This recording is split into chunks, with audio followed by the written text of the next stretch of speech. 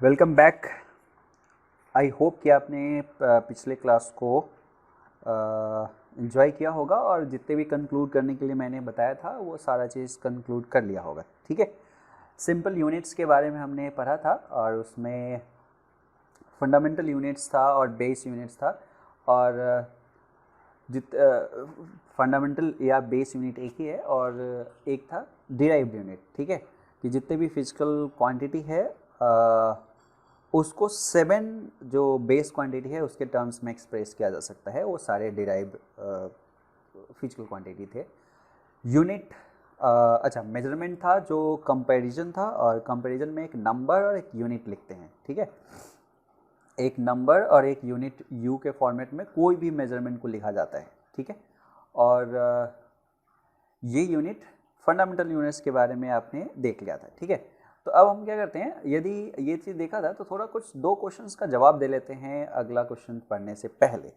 इन दो में पहला क्वेश्चन यदि मैंने पूछा कि which of the following sets can not enter into the list of fundamental quantities in any system of unit. कहने का मतलब ऐसा यूनिट के बारे में बात नहीं कर रहा है, कहा कि कोई भी सिस्टम ऑफ यूनिट यदि आप बनाने जा रहे हो, क्योंकि आर्बिट्ररी हम चूज कर सकते थे, तो इनमें से कौन सा पोर्शन है जो फंडामेंटल यूनिट में नहीं आ सकता। जैसे देखो, लेंथ है, मास है, वेलोसिटी है। ठीक है, लेंथ मास वेलोसिटी है, लेंथ टाइम वेलोसिटी है, और मास टाइम वेलोसिटी है, लेंथ टाइम मास है। इसमें से कौन सा, इसमें क्या पूछा है, fundamental in any system which of the following set can not enter. अब मुझे बताओ, बेस यूनिट होने के लिए मेजर पोर्शन क्या था कि वो एक दूसरे से इंडिपेंडेंट होना चाहिए। हर बेस यूनिट में जो जो आपने फंडामेंटल यूनिट लिया हुआ है एक दूसरे से इंडिपेंडेंट होना चाहिए। ओके, मतलब कि एक को दूसरे के रिस्पेक्ट में एक्सप्रेस नहीं किया जा सकता है। ठीक है, इसमें आप देखो, लेंथ टाइम वेलोसिटी, यदि आप ये लेते हो तो आपको पता है कि जो वेलोसिटी होता है वो लेंथ अपॉन टाइम होता है। तो इसका मतलब इसको आप इन दोनों के टर्म्स में तो एक्सप्रेस कर पा रहे हो, ये तो फंडामेंटल में आ ही नहीं सकता है ना। लेंथ मास वेलोसिटी, ठीक है, क्या वेलोसिटी को मास के टर्म्स में लिख सकते हो? नहीं लिख सकते हो। वेलोसिटी को लेंथ के टर्म्स में, सिर्फ लेंथ के टर्म्स में या मास के टर्म्स में लिख सकते हो? इन दोनों के कॉम्बिनेशन में लिख सकते हो? नहीं लिख सकते हो। ये हो सकता है, ये हो सकता है, ये हो सकता है, बी नहीं हो सकता, तो B is the answer. Got it. Next में देखो, a physical quantity is measured and the result is expressed in nu. कोई चीज को मेजर किया गया और रिजल्ट को इसमें एक्सप्रेस कर दिया। जब मेजर कर लिया गया, जैसे हम मान लेते हैं कि इसी चीज को, एक लेंथ को आपने मेजर किया और आपसे पूछा गया था, तो आपने उसको n टाइम्स ऑफ u कह दिया कि ये जो लेंथ है वो n टाइम्स ऑफ u है। अब कहा गया is the unit used and n is the numerical value. जैसा होता है, ये यूनिट यूज है और न्यूमेरिकल वैल्यू है। If the result is express in various units, मतलब वेरियस यूनिट में यदि इसे एक्सप्रेस किया गया है, कहने का मतलब जैसे 100 मीटर है तो हम इसको किलोमीटर में भी लिख सकते हैं। कितना किलोमीटर लिख सकते हैं? 0.1 किलोमीटर भी लिख सकते हैं, है ना। हम इसको सेंटीमीटर भी लिख सकते हैं। कितना सेंटीमीटर लिखेंगे? देखो 100 मीटर है, 1 मीटर में 100 सेंटीमीटर था, तो 100 पे इतना सेंटीमीटर हो जाएगा। लिख सकते हैं कि नहीं? तो हमने यहाँ पे यूनिट बदला है। देखो, एक को किलोमीटर में लिख दिया, या मीटर में लिख दिया, या सेंटीमीटर में लिख दिया, लेकिन है क्या, ये सेम लेंथ को रिप्रेजेंट कर रहा है। तो इसमें कह रहा है कि इसमें से कौन सा चीज वैलिड होगा। तो आप देख रहे हो कि n is proportional to size, या इनवर्सली प्रोपोर्शनल, या रूट यू के, या यू स्क्वायर के, 1/u है। आप मुझे बताओ, जब हमने नंबर देखा, ये नंबर देखा, ये नंबर बड़ा है या ये नंबर बड़ा है या ये नंबर बड़ा है? ऑब्वियसली ये सबसे बड़ा है। ये बड़ा नंबर, ये बड़ा नंबर। जितना बड़ा नंबर उतना छोटा यूनिट। 1 मीटर आप इतना को कहोगे तो इसका जो 100 पार्ट्स, इसको यदि डिवाइड कर दोगे तो जो छोटा सा पोर्शन आएगा उसको 1 सेंटीमीटर कहोगे, है ना। तो आप सोचो, इसका मतलब जितना छोटा यूनिट उतना बड़ा न्यूमेरिकल वैल्यू। जितना बड़ा यूनिट, किलोमीटर बहुत बड़ा होता है, उतना छोटा न्यूमेरिकल वैल्यू। तो आपको नहीं लगता कि वो इन्वर्सली प्रोपोर्शनल टू यूनिट होगा? This is the answer. तो इसमें डी आंसर होगा, इसमें डी आंसर होगा। ओके, तो जस्ट जो हमने पिछले क्लास में पढ़ा था उसको रिवाइज करने के लिए ये दो न्यूमेरिकल हमने बना लिया। अच्छा, एक चीज़ और सिंपल जस्ट रिवाइज करने के लिए हम वो भी न्यूमेरिकल बना रहे हैं कि सपोज करो कि आपके पास में 30 डिग्री है और 30 डिग्री को रेडियन में कन्वर्ट करना है। तो जैसे ही रेडियन में कन्वर्ट करना है तो सिंपल आपको मल्टीप्लाई कर देना है पाई बाई 180 से। ओके, तो यदि डिग्री को रेडियन में लिखना है तो पाई बाई 180 से मल्टीप्लाई कर देते हैं। तो ये जो भी आएगा that is the answer, pi by 6 radian. अब सोचो यदि हमें रेडियन को लेट से 2 पाई बाई 3 रेडियन है, इसको डिग्री में बदलना है, तो हम क्या करते हैं, जो भी दिया गया है रेडियन में उसमें 180 बाई पाई से मल्टीप्लाई करते हैं। ठीक है, तो 180 बाई पाई से मल्टीप्लाई करेंगे तो कैंसिल हो जाएगा, कितना हो जाएगा 120 डिग्री आंसर।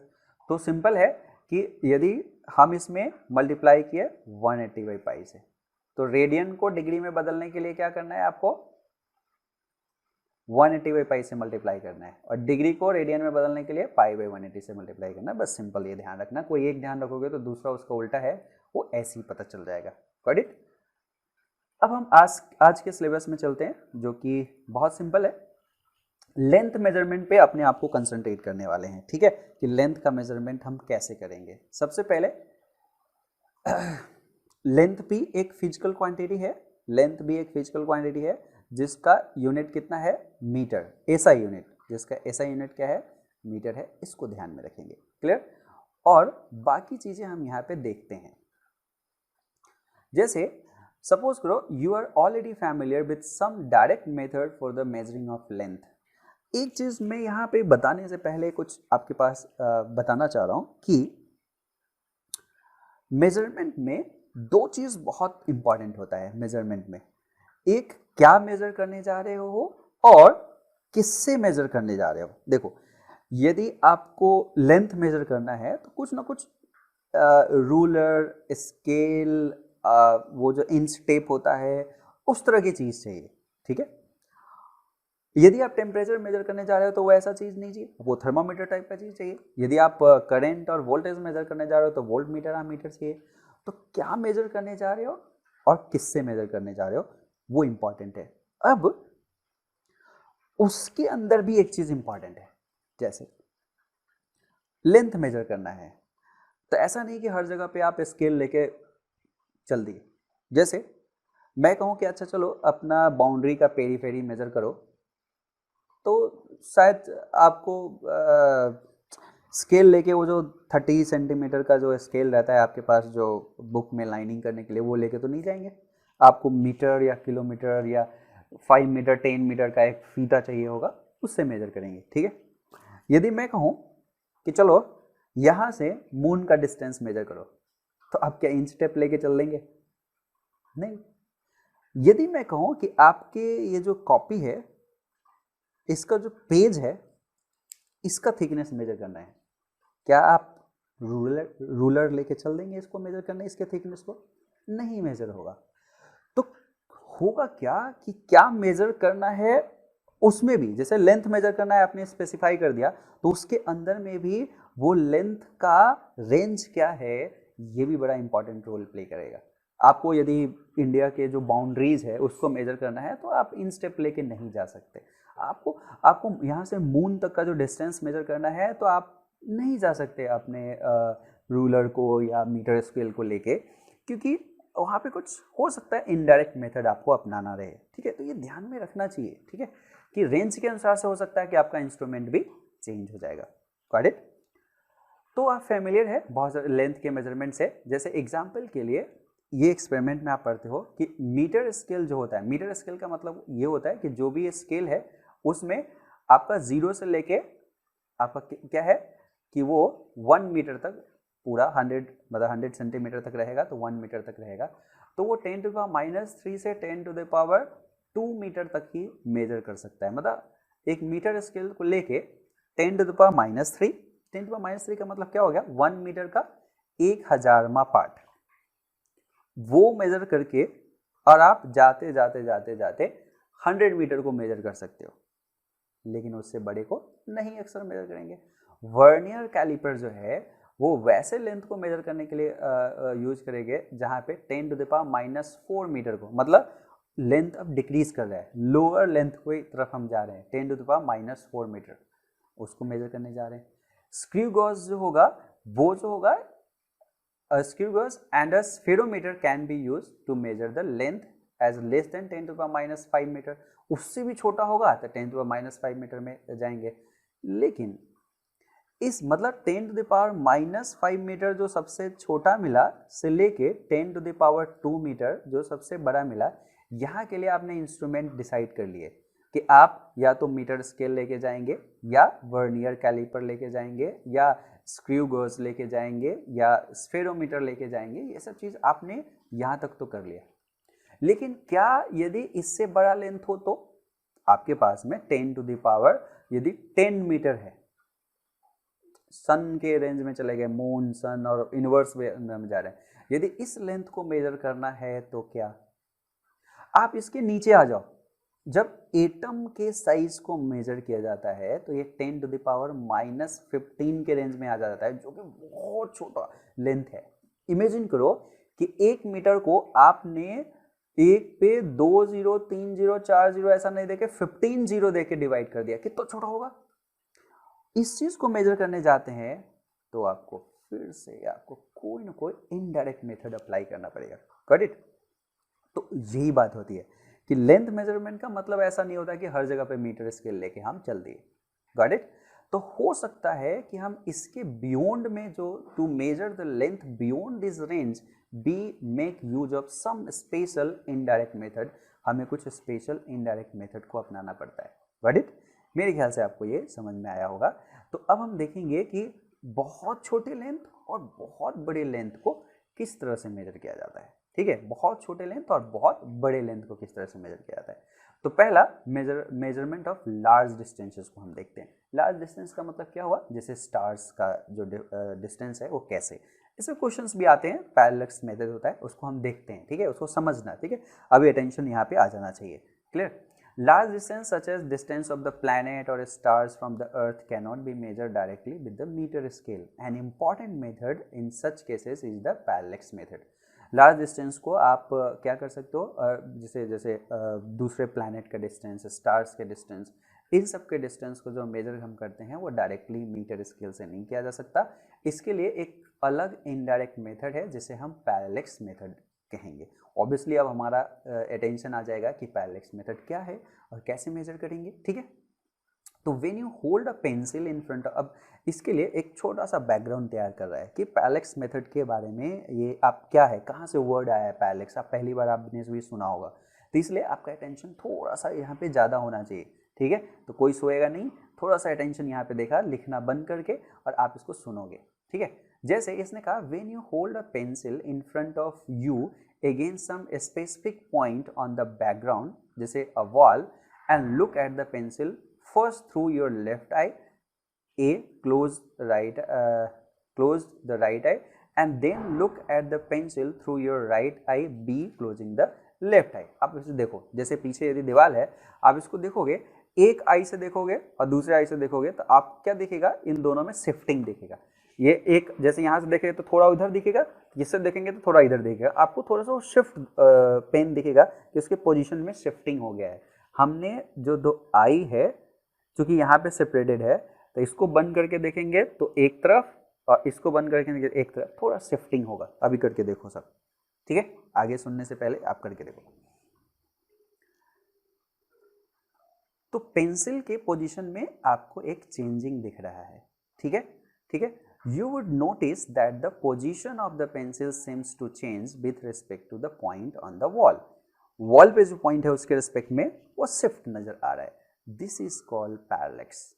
जो पैरेलैक्स वर्ड का मीनिंग आपको समझ में आ गया, जो शिफ्टिंग हो रहा है इसी को पैरेलैक्स कहेंगे। Okay, the distance between the 2 points of observation is called the basis.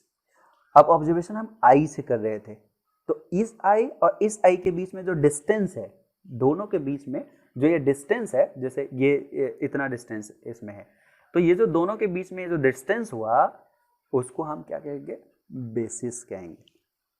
In this example the basis is the distance between the I. I think कि आपने इसको समझा होगा, ठीक है। तो अभी हम चलते आगे कि अच्छा ठीक है, इस मेथड को यूज करते हुए हम स्टार्स और प्लैनेट का डिस्टेंस कैसे मेजर करेंगे। जैसा मैंने पहले आपको बताया, कितनी बढ़िया बात है, आप फिजिक्स में पेन, पेंसिल और पेज लेके यहाँ बैठे बैठे स्टार को मेजर कर रहे हो। आप सोचो कितनी ज़बरदस्त चीज़ है, साइंस आपको जादूगर बना देता है, ठीक। चलो तो यहाँ पे देखते हैं, to measure the distance d of a far away planet s by the parallax method. Suppose करो कि बहुत दूर पे एक कोई स्टार s है और इसका डिस्टेंस अर्थ से जो है वो d है, जो अर्थ है यहाँ से डिस्टेंस इसका d है। अब ये हमें मेजर करना है कि ये डिस्टेंस कितना होगा। हम रॉकेट में एक आदमी को बैठा के और पीछे इंच टेप लेके नहीं भेजेंगे, चलो मेजर करते जाओ, यहाँ से मेजर, रुको अब आगे बढ़ो, रुको अब आगे बढ़ो, ऐसा नहीं कहेंगे, ठीक। कैसे मेजर करेंगे, पैरेलैक्स मेथड से। क्या कर रहे हैं, तो यही चीज़ हमें मेजर करना है। इसने क्या किया, इसके लिए we observe it from two different position observatories A and B on earth. इसको देखने के लिए हम अर्थ पे ही दो ऑब्जर्वेशन का पॉइंट चूज करते हैं, एक को ए कह देते हैं, एक को बी कह देते हैं, और कहते हैं कि इसको देखो यहीं से, इस स्टार को यहीं से देखो, इस दो ऑब्जर्विंग पॉइंट से देखो, ठीक है, A and B, the separated by a distance B. ये जो ए और बी है ये कितने से सेपरेटेड है, एक बी डिस्टेंस से सेपरेटेड है, okay. At the same time as shown in the figure 2.2। तो इसका फिगर देख लेते हैं, हम अपना बना रहे थे, इसका देख लेते हैं, ठीक है। तो इसने जो फिगर दिखाया है वो ये दिखाया है, देखो ये एस है, ए और बी दो ऑब्जर्वेटरी है, ये एस है, क्लियर। अब कहा नीचे we measure the angle between the two directions along which the planet is viewed at these 2 points। ए और बी से जो हमने वो स्टार को देख रहे थे, इन दोनों के एंगल को देखा, क्योंकि जब हम देख रहे होंगे तो हम यहाँ पे फिक्स अच्छा यहाँ पे इस डायरेक्शन में ऐसे, फिर यहाँ से देख रहे होंगे तो इस डायरेक्शन में है, तो दो ऑब्जर्वेशन पॉइंट से वो जब लाइन मिलाएंगे तो हमें एंगल पता चलता रहेगा, ठीक है।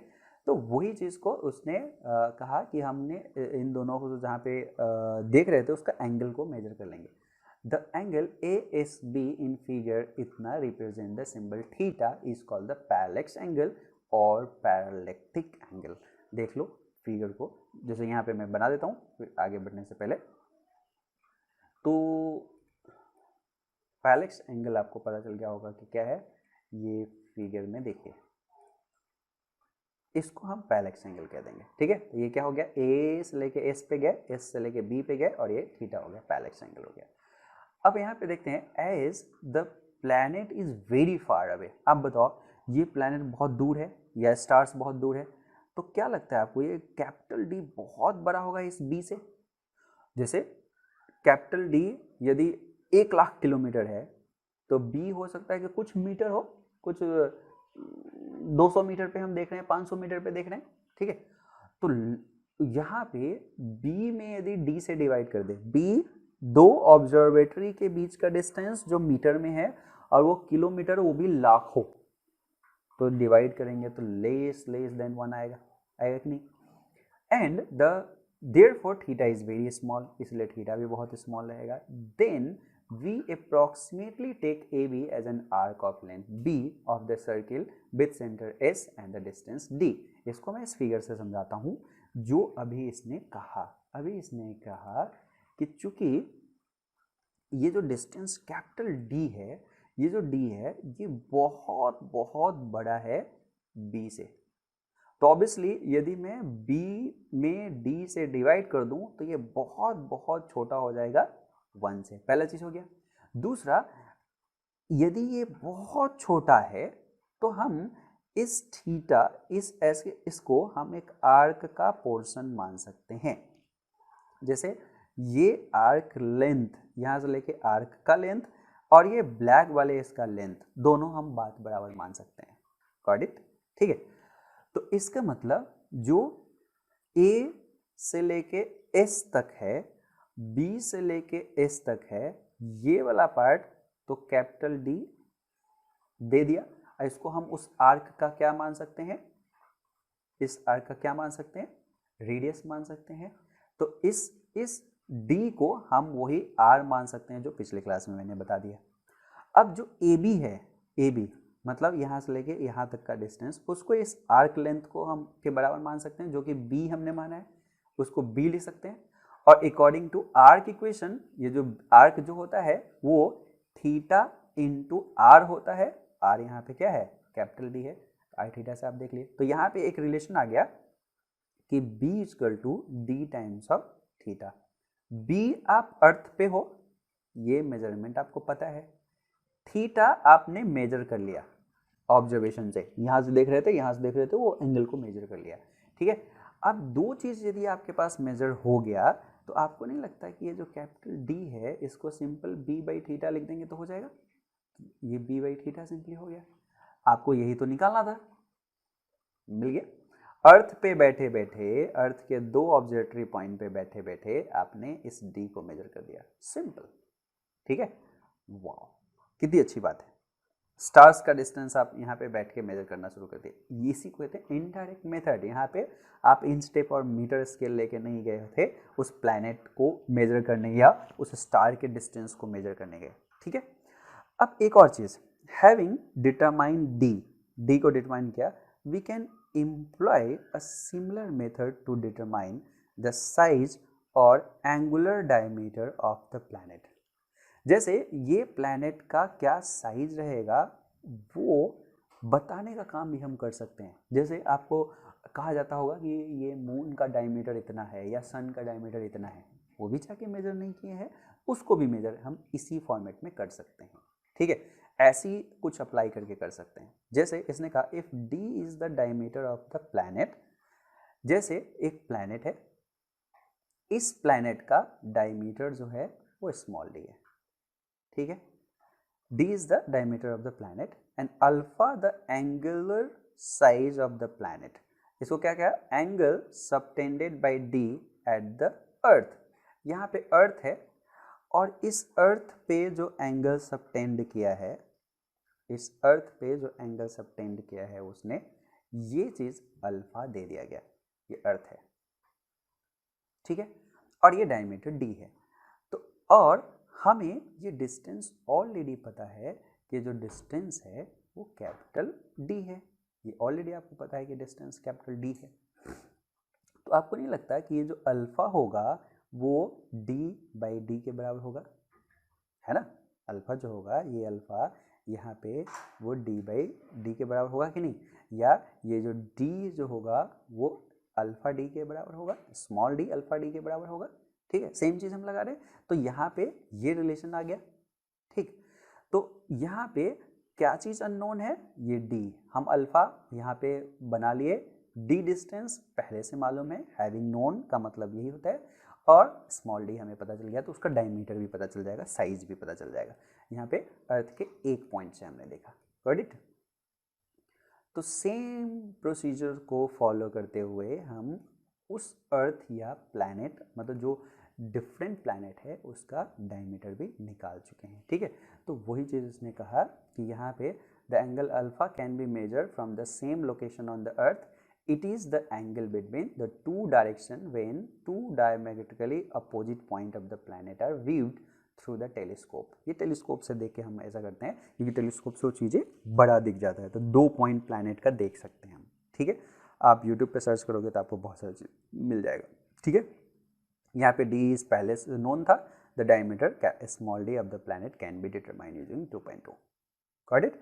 मतलब यहाँ पे जो कहा कि प्लैनेट जो है, इस प्लैनेट का यदि हम टेलीस्कोप से देखेंगे तो ये पॉइंट और ये पॉइंट अर्थ के सेम पॉइंट, ये अर्थ पे हम बैठे हुए हैं और यहाँ से एक ऑब्जर्वेटरी लगाएं और यहाँ से हम देखें, तो यहाँ से पहले इसको देखा, फिर थोड़ा सा टर्न किया इसको और इसको देखा।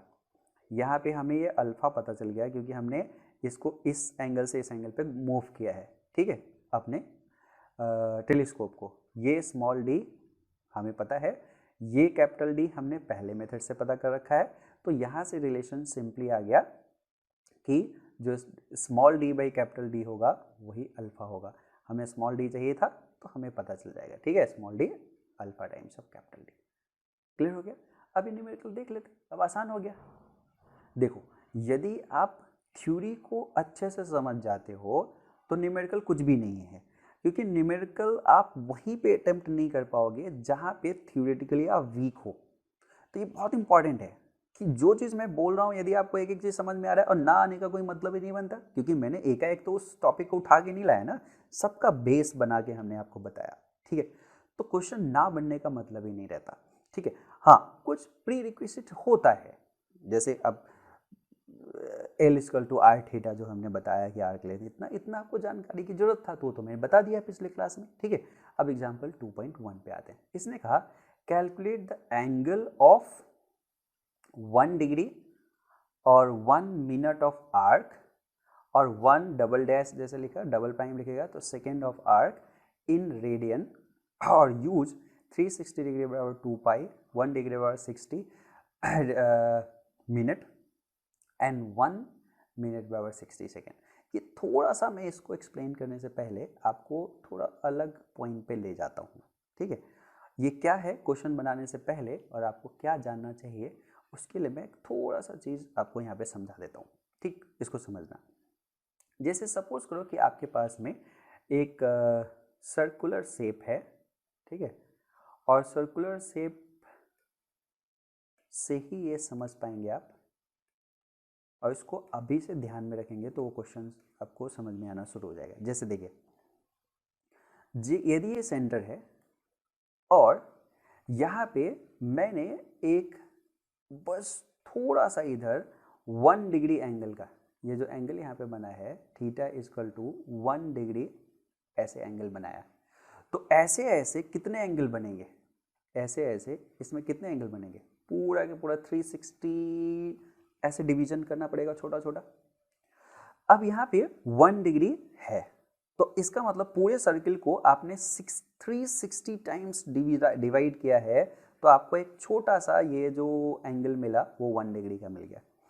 अब मैं यदि इस 1 डिग्री को 60 टाइम्स डिवाइड कर दूं, 60 टाइम्स डिवाइड कर दूं, तो एक जो छोटा, जिसको जूम करके यदि हम देखें तो एक जो छोटा सा एंगल आएगा तो वो कितना आएगा, वो आएगा 1/60 डिग्री।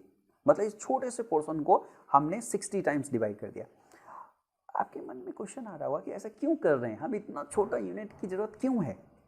अब आप सोचो, यदि यहां से आप ऐसे गए, ठीक है, और यहां से एकदम एक ही डिग्री पे आप जा रहे हो, और आप जाते जाते जाते जाते जाते जाते जाते जाते जाते जाते जाते जाते जाते जाते यहां से 1 लाख किलोमीटर दूर गए हो, आप जब वहां जाओगे तो आपको दिख रहा होगा कि इसके बीच का जो डिस्टेंस है वो कितना बड़ा होते जा रहा है। अब आप जस्ट इमेजिन करो कि आपने यहां से एक रॉकेट छोड़ा, ठीक है, आपने यहां से एक रॉकेट छोड़ा इधर डायरेक्शन में, ऐसे छोड़ना था, और आपको यहां इस डेस्टिनेशन पे पहुंचना था। गलती से अर्थ से 1 डिग्री टिल्ट हो गया, ये 1 डिग्री टिल्ट हो गया।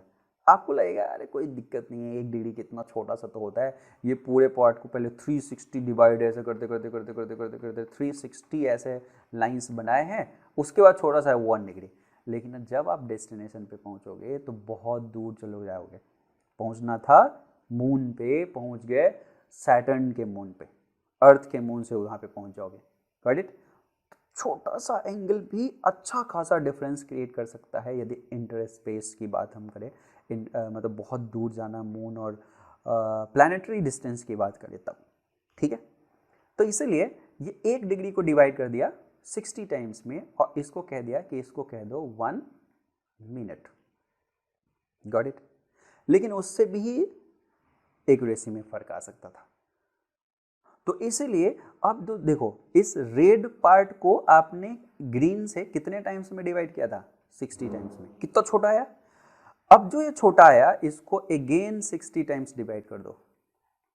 अब जो यहाँ पे एक छोटा सा, ये जो छोटा सा एंगल आ रहा है उसको क्या लिखोगे, 1 मिनट को भी आपने 60 टाइम्स डिवाइड कर दिया है, तो ये जो आया उसको 1 सेकेंड कहेंगे। Got it. तो ये एंगल का मेजर करने का ही एक यूनिट हो गया जो हमने बनाया, डिराइव करके बनाया। Got it. तो सिंपल सी बात है, तो इसीलिए हमारे पास जो याद करने वाला चीज़ आ गया वो सिंपल आ गया कि यदि कोई कहता है कि 1 मिनट कितना होता है, तो हम कहेंगे कि 1 डिग्री अपॉन 60, मतलब 1/60 डिग्री हो जाता है। ठीक है। कोई कहता है 1 सेकेंड बराबर क्या होता है, तो एक्चुअली में ये 1/60 मिनट है। तो इसको हम क्या लिख सकते हैं, 1 मिनट को फिर 1 बाई इतना, तो 1/60 इंटू 60 क्या हो गया, डिग्री हो गया। Got it. इसको याद रखेंगे तो बाकी उस तरह के न्यूमेरिकल सॉल्व हो जाएंगे। ठीक। तो वहीं पे इसीलिए ये क्वेश्चन है और मेरे ख्याल से आप इस क्वेश्चन को सॉल्व कर लोगे। ठीक है। यहाँ पे दे रखा है 360 डिग्री को 2 पाई कहते हैं, 1 डिग्री को अब बताओ 1 डिग्री में 60 मिनट हो जाएंगे। 1 डिग्री में इतने छोटे छोटे छोटे छोटे छोटे 60 पार्ट थे तो 60 मिनट हो जाएंगे और 1 मिनट में 60 सेकेंड हो जाएंगे। Got it. तो 1 डिग्री को या 1 मिनट को आप उसमें कन्वर्ट कर सकते हो, तो 1 डिग्री बराबर 60 मिनट है ना। रेडियन कितने हो जाएंगे, तो 1 डिग्री को पहले रेडियन में कन्वर्ट कर दो। रेडियन में कन्वर्ट करने के लिए π/180 है, तो इतना रेडियन हो गया, तो इसलिए 60 मिनट बराबर हो जाएगा। ठीक है। 60 मिनट बराबर 1 डिग्री मतलब इतना रेडियन, 1 मिनट बराबर अपॉन आप उसमें क्या कर दोगे, 60 से डिवाइड कर दोगे तो रेडियन में कन्वर्ट हो जाएगा। ठीक है। 1 मिनट बराबर 60 सेकेंड है ना, और 1 सेकेंड में और इस 1 सेकेंड में कितना हो गया, अपॉन 60, तो अपॉन 60 कर दोगे तो आपको रेडियन में आ जाएगा। तो सिंपल है। ठीक है। तो मेरे ख्याल से अब आपको इसमें कोई दिक्कत नहीं होगी यदि जो मैंने समझाया उसके अनुसार से चल रहे हो तो। ठीक। तो इसलिए हम नेक्स्ट क्वेश्चन देखते हैं। अब नेक्स्ट क्वेश्चन क्या है, example number 2.2। A man wishes to estimate the distance of the nearby tower from him। मतलब एक आदमी है और ये सोच रहा है कि यहाँ पे कहीं पे एक टावर है और ये टावर का ये डिस्टेंस मेजर करना चाह रहा है। ठीक है। क्योंकि अभी अभी ये सीखा है कि अरे प्लैनेट का डिस्टेंस तो मैं मेजर कर देता हूँ, तो अपना अर्थ पे ही क्यों ना इसका डिस्टेंस मेजर किया जाए, ये डिस्टेंस मेजर करने की कोशिश में नियर बाई हिम। ठीक है। He stands at a point A in front of the tower C. Tower जिस पोजीशन पे है उसको सी कहा, और he stands at a point A in front of the tower, ये जिस पोजीशन पे है उसे ए कहा, and spots a very distant object O in line with A C. कहा कि इस ए सी से बहुत दूर पे कोई ऑब्जेक्ट होगा, बहुत दूर पे कोई ऑब्जेक्ट ओ होगा, उसको कहा कि इस लाइन में उसने देखा। He then walk perpendicular to the AC up to B। मतलब AC से परपेंडिकुलर पे चला, तो परपेंडिकुलर डायरेक्शन ये हो गया, कहाँ तक पहुंचा, B तक पहुंचा, up to B, a distance of 100 meter and looks at O and C again। कहा B पे पहुंचा और इसने C को भी देखा। ठीक है। C को भी देखा और O को भी देखा, C को भी देखा और O को भी देखा। Since O is very distant, O बहुत दूर है, the direction BO is perpendicular to the same as. कहा कि B से O का जो डायरेक्शन है, चूंकि ये बहुत दूर है, तो B से O का जो डायरेक्शन है उसके बारे में उसने कहा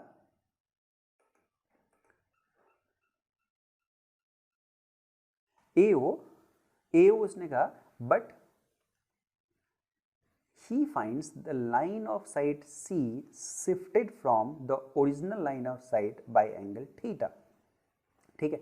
डिस्टेंट ऑब्जेक्ट को देख रहा था तो थीटा से शिफ्ट हो गया, मतलब C को जो देखा वो थीटा पे ऐसे देख गया और O को ये देखे जा रहा है। मैं इससे पहले यहाँ पे बहुत ऐसा बना रहा था। ठीक है। अब ध्यान रखना, estimate the distance of C from his original position A। A से C तक का डिस्टेंस निकालना है कि क्या होगा। अब सबसे पहली बात आपने सुना होगा, एस्टिमेशन में अप्रॉक्सीमेशन लगाया जाता है, ठीक है, एग्जैक्ट नहीं होता। एस्टिमेशन का मतलब ये है अप्रॉक्सीमेशन, हाँ, लेकिन वो अप्रॉक्सीमेशन जितना ज़्यादा एक्यूरेट होगा उतना ज़्यादा एक्सेप्टेबल होगा, उसमें कोई दो राय नहीं है। तो यहाँ पे आपने सुना होगा कि जो पैरेलल लाइंस होते हैं वो इनफाइनाइट पे जाके मीट करते हैं, ठीक है। तो चूंकि ओ बहुत दूर पे है, तो आप जैसे रिफ्लेक्शन में लॉज ऑफ रिफ्लेक्शन इन सब चीज़ों में पढ़ते होंगे 10th क्लास में कि जब बहुत दूर से लाइट आती है तो पैरेलल लाइट आती है, तो और बहुत दूर जाती है तो भी पैरेलल जाती है। तो एक्चुअली ओ बहुत दूर है, तो ये आदमी ए से ओ को देखे या बी से ओ को देखे, यहाँ पे इसका जो लाइन ऑफ साइट होगा ओ पे देखने के लिए, उसे हम इन दोनों के पैरेलल ही मानेंगे। Got it. और उसने कहा था कि जब मैं टावर, यहाँ पे क्या है, टावर है, जब मैं टावर को देख रहा था उस समय उसके सीध में वो दिखा, बाद में भी ऐसे ही दिखेगा, लेकिन लाइन ऑफ साइट जब टावर को देख रहा था तो थीटा से चेंज हो गया। और कहाँ पे गया था ये, 100 मीटर पे गया था। अब इसको थीटा भी नोन है और 100 मीटर भी नोन है, ठीक है। थीटा कितना नोन है, 40 डिग्री, इसे 40 डिग्री भी, अब डिग्री क्योंकि ऐसा यूनिट नहीं है तो ऐसा यूनिट में हम इसे बदल देंगे, तो क्या हो गया 40/180 इंटू पाई, ठीक है।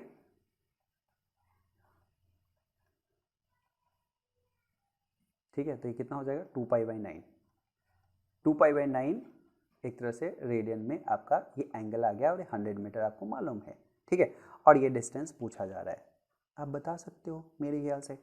कैसे बता सकते हो, यहाँ पे tan थीटा लगा दो, tan theta is equal to, ये थीटा है, ये 90 डिग्री है, 100 वॉट जो आपको निकालना था, तो इसलिए x बराबर क्या हो जाएगा 100/tan थीटा।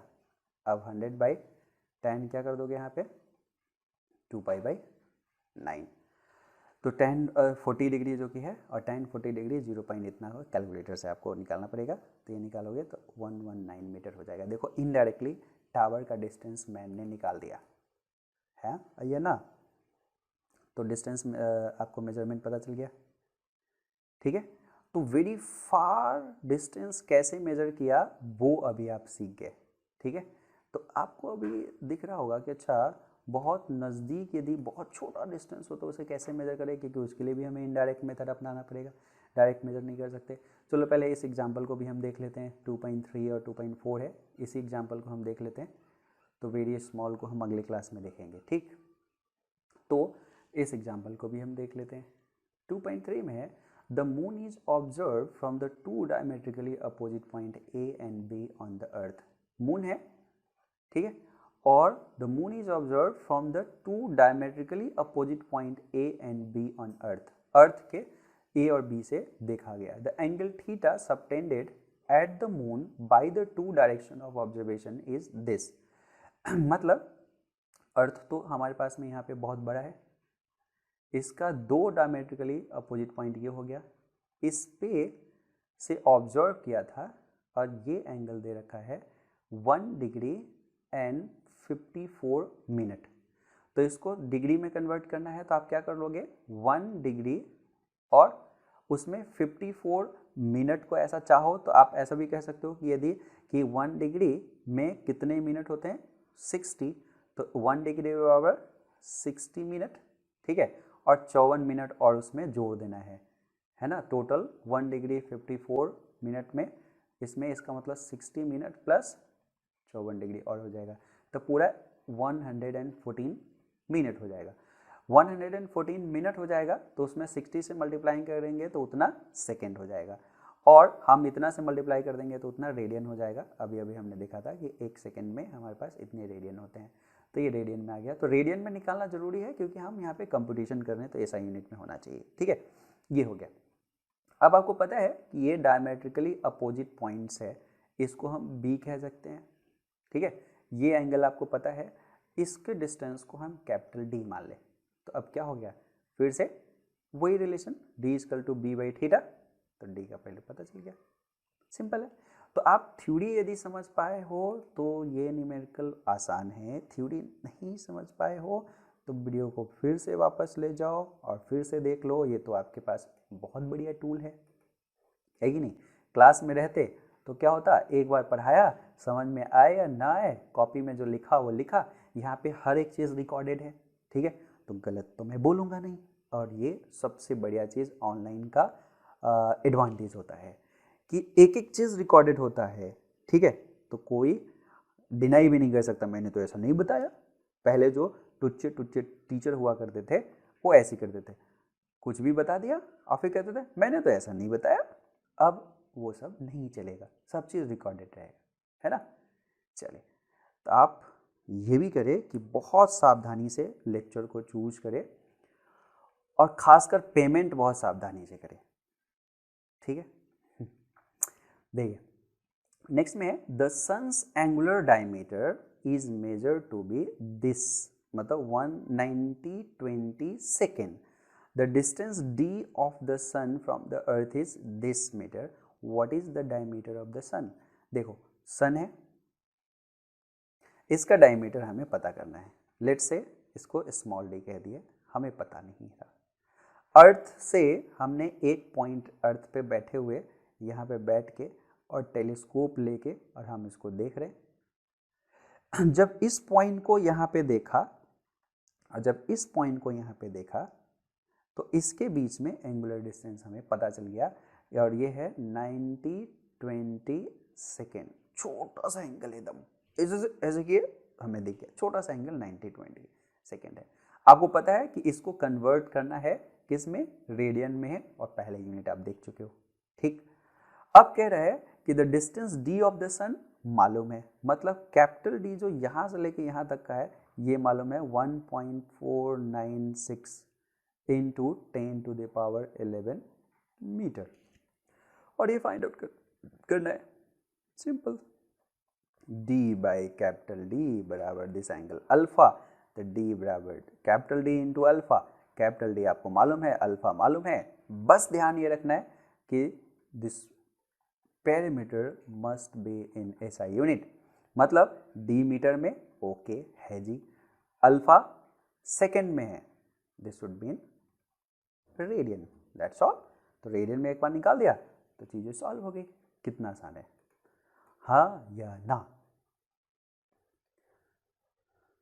ठीक है, तो आसान हो गया। तो इस तरह से हमने लेंथ का मेजरमेंट भी देखा कि कैसे करेंगे। अब जो नेक्स्ट जो मेजरमेंट है वेरी स्मॉल डिस्टेंस का मेजरमेंट है, जैसे एटॉमिक लेवल, एटॉमिक एटम के साइज़ का है, तो ये ऑलरेडी लेक्चर 12 हो गया, तो उसको नेक्स्ट लेक्चर में हम आते हैं। इसमें न्यूमेरिकल जो यहाँ पे एग्जाम्पल दिया गया है उसी से रिलेटेड है, तो मैं कहूँगा इसको फिर से बना लीजिए, ठीक है, क्योंकि लगभग जितने डिफरेंट टाइप के न्यूमेरिकल हो सकते थे इसमें शामिल है, ठीक, कि यदि डायमीटर निकालना है या डिस्टेंस निकालना है, दो ही तरह के। ये भी बहुत इंपॉर्टेंट होता है जब भी आप पढ़ो, तो अच्छा मैंने दो ही तरह का चीज़ पढ़ा, मतलब आप अभी देखोगे कंक्लूड करके तो या तो कैपिटल D पूरा एक अर्थ से किसी भी स्टार्स या प्लैनेट का डिस्टेंस निकालना था, या किसी सेकेंड में किसी स्टार या प्लैनेट का डायमीटर निकालना था। तो एक ही पॉइंट से, अर्थ के एक ही पॉइंट से ऑब्जर्व करते थे, इस d को, इस अल्फा को निकालते थे, और ये हमें मालूम था, तो हमें पता था कि d बाई कैपिटल D बराबर अल्फा हो जाएगा, वो सिंपल है। और जब ये रहता था तो हम अर्थ के दो पॉइंट से इसको देखते थे, और दो पॉइंट से देखने के बाद हम यहाँ पे थीटा जानते थे और ये b जानते थे, तो d निकाल लेते थे। बस दो टाइप का न्यूमेरिकल, सिंपल, ठीक है। तो नेक्स्ट क्लास में हम मिलते हैं जिसमें स्मॉल डिस्टेंस को देखेंगे कि किस तरह से मेजर किया जा सकता है, ठीक है।